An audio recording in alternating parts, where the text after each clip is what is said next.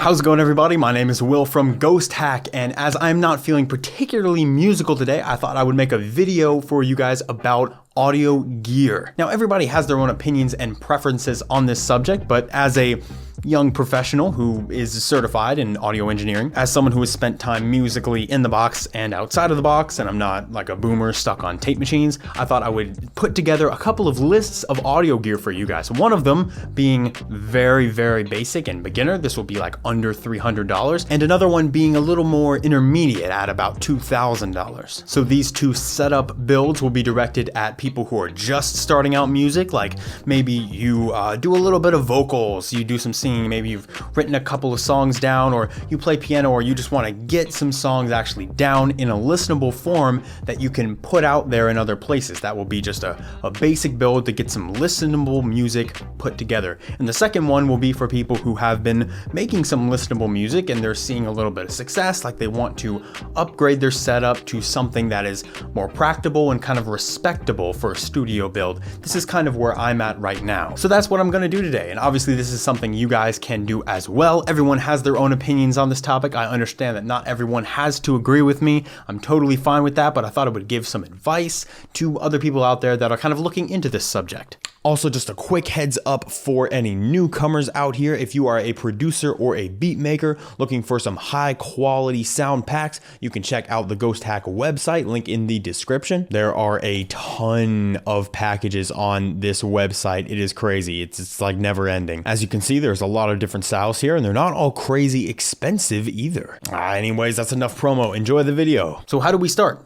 We go to Sweetwater. Sweetwater is a very good place to pick up pretty much any kind of professional audio gear. Like, sometimes it's not the cheapest and they don't have everything, but I mean, if you find something on Sweetwater, then you could always go to Amazon and shop around for that exact same item. That's perfectly fine. But I will also say before I start these builds that I'm going to assume that you have some kind of computer that you're already working on. Like, it's going to be a laptop, or maybe you have a desktop or something like that you already have that, because that's very different, and it's hard to include something like a computer in this list of audio gear because a computer isn't really considered audio gear. I am also going to assume that you have some kind of DAW, because that would be a whole video in itself, picking the best DAW for you. But if you don't have a DAW and you're like, well, where can I get one for cheap? That's totally fine. There's plenty of cheap DAWs, even some free DAWs out there, like a lot of professional DAWs that you see, such as Ableton or Cubase or FL Studio or something like that. They usually have free or light versions that you can try out as well. But even if you're just looking for free DAWs, there's DAWs like Studio One Prime. That's free. You can check that out. There's Luna if you're on Mac. Luna is very good, especially if you're recording some more live instruments. You have Cakewalk by BandLabs. That's also free. So there are some free options out there if you don't really want to pay for a DAW yet. But anyways, back to Sweetwater. We will start with the $300 list, and the first thing I'm going to add is a pair of headphones. Now, I will tell you right now, these headphones are the most expensive part of this build. They're just around $160. Now, for professional studio headphones, this is a pretty dang good price, but it is the reason that it is the most expensive item over here. It's over half the budget on this list, right?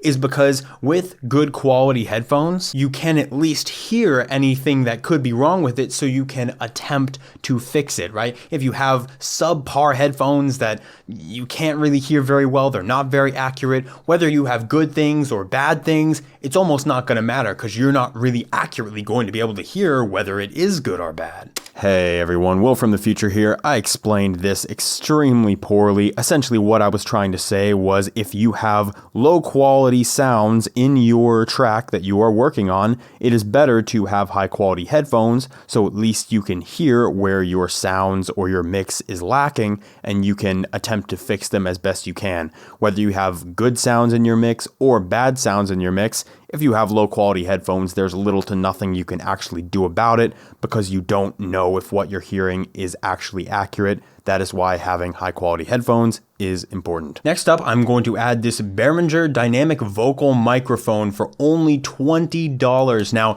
you may be surprised to find that I'm adding a $20 mic in here. How good is a $20 mic going to be? Well, I haven't had personal experience with this, but I highly recommend you look up some of the videos and like the sound tests on this mic. For the price point, it's actually incredible. Like obviously it's not like a $400 vocal mic right here, but for 20 bucks, what I've heard of it so far is insane. So this was kind of a no-brainer for a basic list starting out. But it is an XLR mic, which requires an audio interface, which is not something I added to the $300 list. You're not really in that price point. Most people would rather use a USB mic. So what I'm also going to pick up, and this is a little bit controversial as well, is this cable right here. This is a XLR to USB cable. Now, from what I have seen, these things can be a little janky, right? They're not 100% reliable, but it seems like the only problems that people are actually having with these is when they try to use them on condenser microphones as opposed to dynamic microphones. Now, just to keep it short, condenser microphones require phantom power, which is basically they need a signal sent to them, like they actually need to be powered, whereas dynamic microphones do not need that. So as long as you have a dynamic microphone, such as the microphone that I just suggested, you should be okay using these kind of cables. Next up, we have this Nectar MIDI Keyboard 49 key, and now there's nothing really too complicated about this. It's pretty straightforward. It's a keyboard MIDI. It's got the keys. That's really all you need.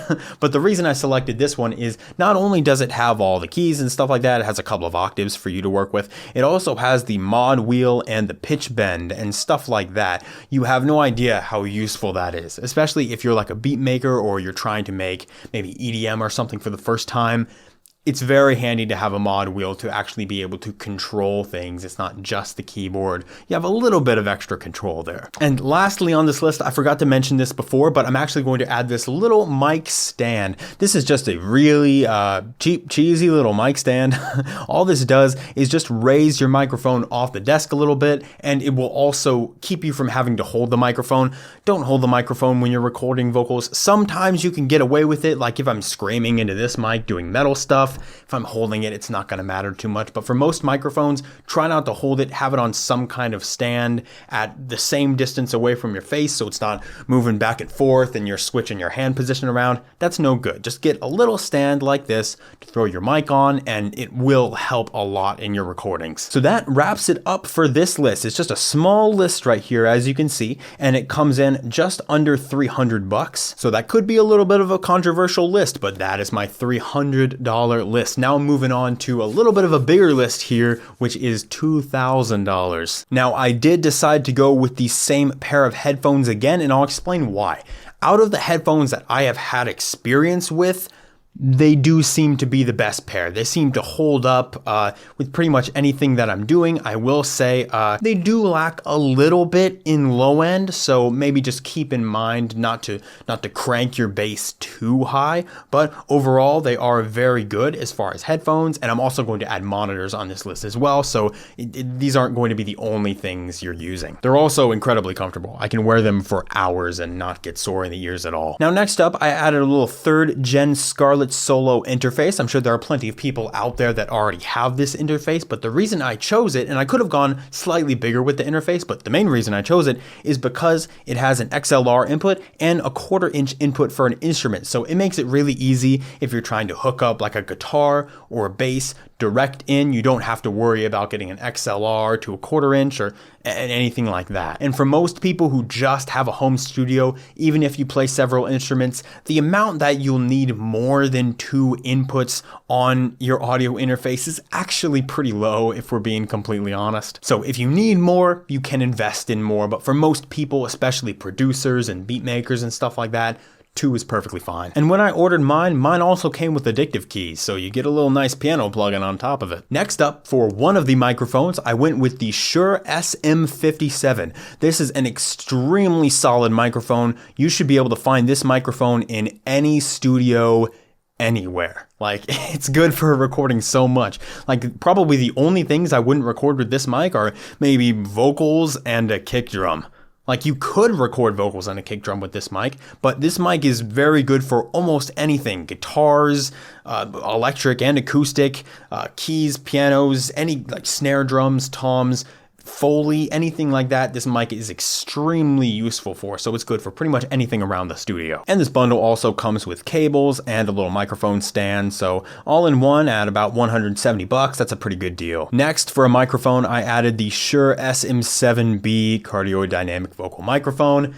You can see it right here. This is a studio standard for vocal mics. You can find a ton of professionals using this. I highly recommend it. And I also highly recommend this for people that are working in rooms that are generally untreated. Like my room right now is pretty untreated. There's not much on the walls, you know, keeping the sound perfect. And this mic does a very good job at kind of eliminating that. You do have to kind of get right up on it in order to get a good sound, but that's okay. It's not like one of these mics where you have to stand 5 feet away and it picks up all the room noise and all the echo. It sounds gross. This is good for just home studios and home spaces where you'd rather be up close to kind of eliminate the room noise. So it does get a little pricey. Every now and then the price pops up as well, but it definitely is worth it if you do anything vocal wise professionally. And also let's throw a cheeky little cable in there. You can never have too many cables. Now on to studio monitors. Now I will admit, I'm a little bit of an Adam Audio fanboy. I really like their monitors and I really appreciate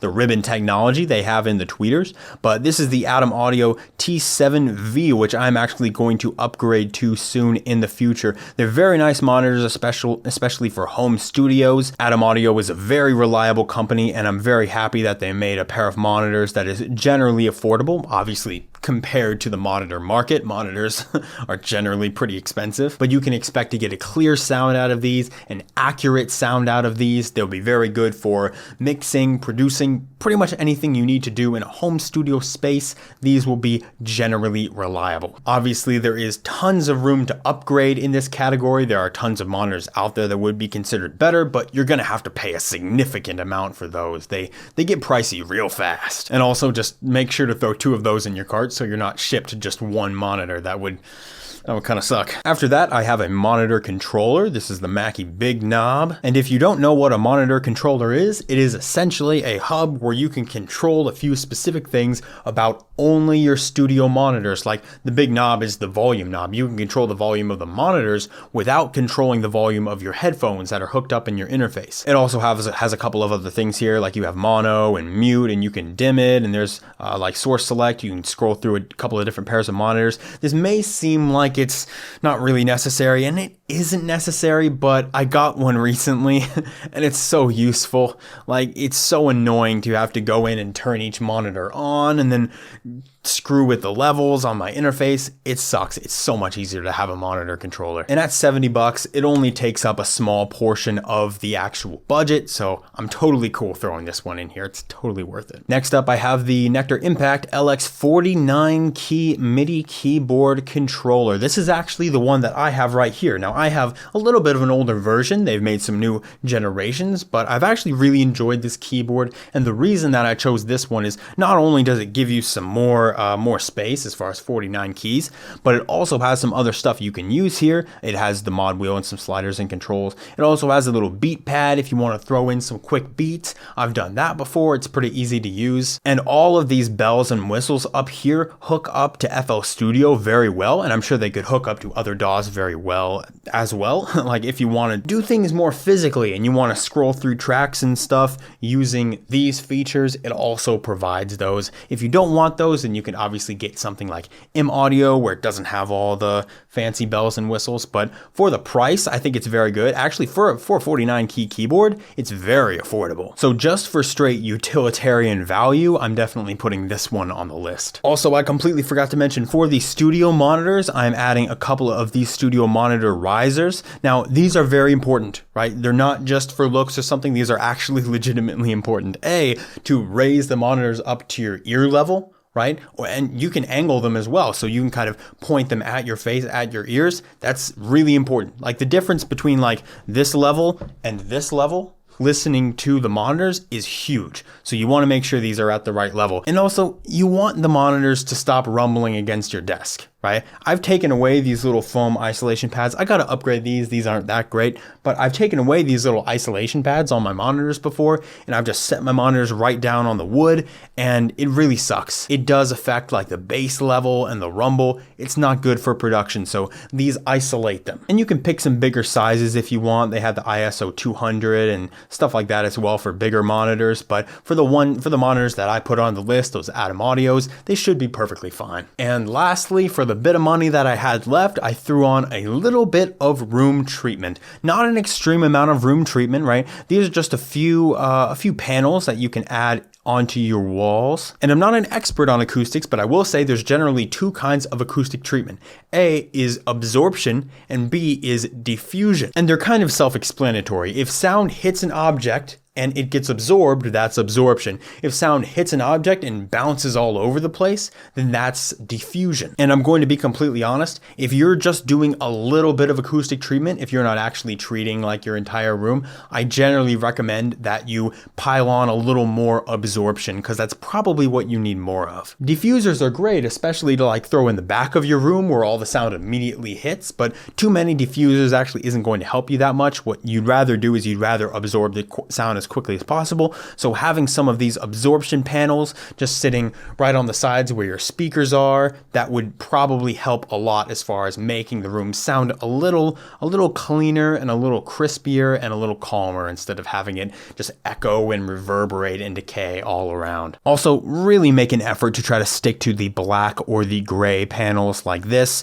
Like if you throw something as tacky as these beige panels on the wall, your songs are going to sound worse, objectively.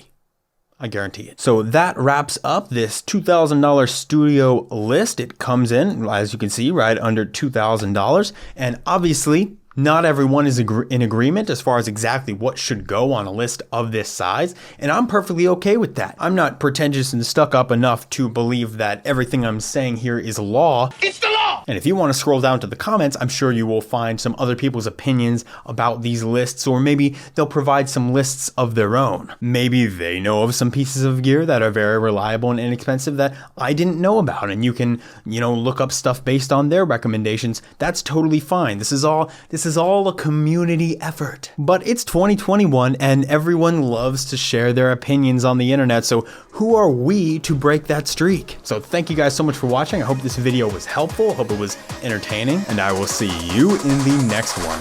Happy producing.